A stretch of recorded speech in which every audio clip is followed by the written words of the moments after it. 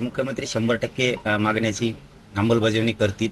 त्यांनी तो आत्मविश्वास दिल्यामुळे तर आम्ही त्यांचा विश्वास ठेवून त्यांना इथपर्यंत बोलवलंय. आमची नवीन फक्त एक मागणी आम्ही त्यांच्याकडे केलेली की मराठा आणि कुणबी मंत्रालय सेपरेट असू द्या.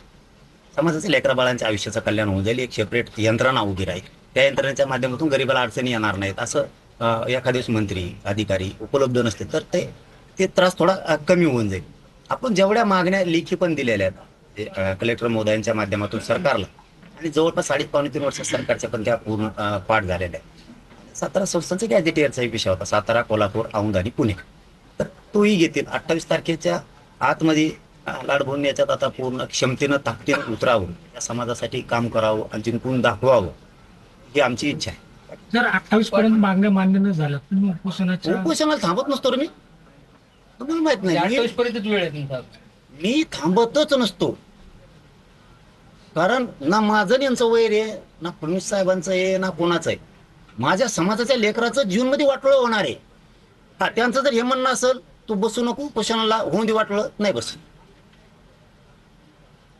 हे खोटं आहे का की पण कमीत कमी 50 ते 60 लाख गोरगरिबांची ऍडमिशन घेणार आहे. व्हॅलिटी वाचून त्यांचं वाटोळं होणार आहे, प्रमाणपत्र वाचून वाटोळं होणार आहे. सरकार किंवा या हे जर म्हणतात माझा समाज आहे, मराठा समाज माझा आहे, आपल्या समाजाचं कल्याण करूया, ते तरी कसे म्हणणार? यांना बसावं लागणार आहे 30 तारखेला माझ्या संग. त्यांचं वजन कमी करी तुम्ही बरोबर 30 तारखेला. तुम्ही बघा, याम करायची गरजच नाही. ही धापा बसले होतंय रेटून बसायचं मांडी घालून. 23 तारखेपर्यंत तुम्ही बैठका थांबवल्या होत्या गावागावातल्या. आता त्या बैठका असं थांबलेलं राहत. बैठका राहणार, त्यांच्या मानावर मान टाकली. बैठका 100% महाराष्ट्रातल्या थांबलेल्या राहणार. कारण समाजात संभ्रम जाईल.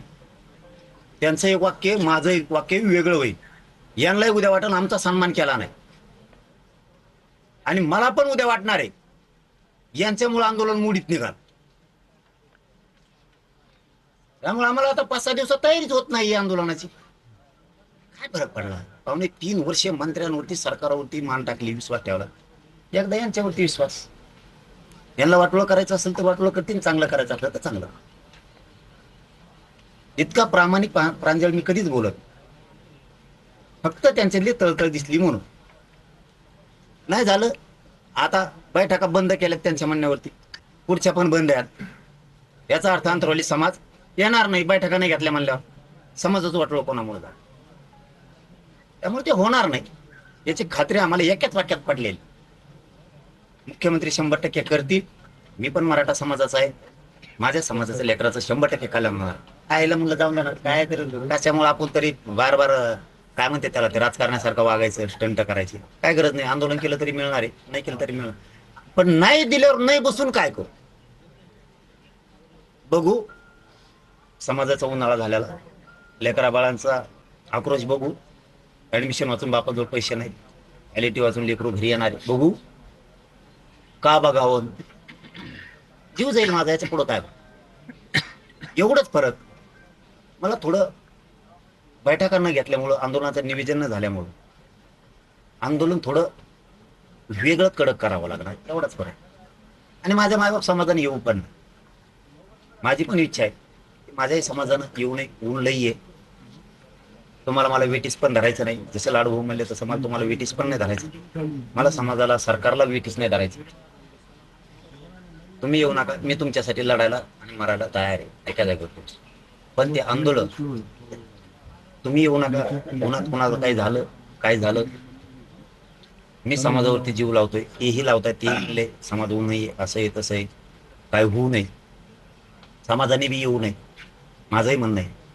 मी लढतो, मी लढतो. एवढंच आहे. सरकारवर दबावासाठी पब्लिक असती तर ती आता मी बैठका लाडभूवरती आणि मुख्यमंत्र्यांवर ठेवल्यामुळं मी त्या थांबवलेल्या आहेत. ते आता थांबणारच आहेत. आता बैठका घेऊ नका, अंतरवाली येऊ पण नका. उपोषण 30ला होणार आहे. नाही झालं तर तुम्ही फक्त सावध राहा. गावात सरकारने पहिल्यासारखा काही हल्ला करायचा प्रयत्न केला, पुन्हा मोडतोड करायचा प्रयत्न केला, रांगात काही पोलिसाच्या माध्यमातून करायचा प्रयत्न होता, गावागावात मात्र सज्ज राहा. मग मात्र अंतरवालीकडे यावं लागणार. तेवढा तेच दिवस तुम्हाला सांभाळायचा. बाकीचं मी सांभाळतो आणि मी बसतो. आंदोलन इसला नक्की करणार आहे, त्यात बदल होणार नाही. तर थोडं आंदोलनाची टेप बदलावं एवढंच मला करावं लागलं. त्याला माझा नाईलाज. आंदोलनात लाट झाला असं मी तर आता या म्हणू शकत नाही, पण तेच म्हणले. पण मला नाही वाटत खरंच होईल. खरंच सांगतो मी तुम्हाला. मी त्यांना मला काही लोकांनी सांगितलं त्यांच्या जवळचे, ते मुख्यमंत्र्यात लय जवळचे. हा लय ताबरे माणसं असते तर ते दम नाही खात, लगेच कुठं सांगत येत. ते म्हणते अरे लय भारी माणूस आहे म्हणे, तुम्ही धरला ना आता त्याचं मुख्यमंत्री लय चांगलं एखादी जप्पा होऊन जाईल म्हणे. झालं मला वाटत 30 तारखेला आंदोलन करायची गरज लागेल, पण मला नाविलाज पण होऊ शकतो. नाहीच झालं, मुख्यमंत्र्यांनी त्यांचं नाही ऐकलं, मग काय असंही होऊ शकतं. नाही ऐकलं तर, पण मला सांगितलेलं ते खरंय भाऊ. लोक म्हणते ते लय जवळचे होऊ शकतं. जाऊ द्या, समाजात काय नाही ना, जाऊ द्या. चला, धन्यवाद. धन्यवाद धन्यवाद.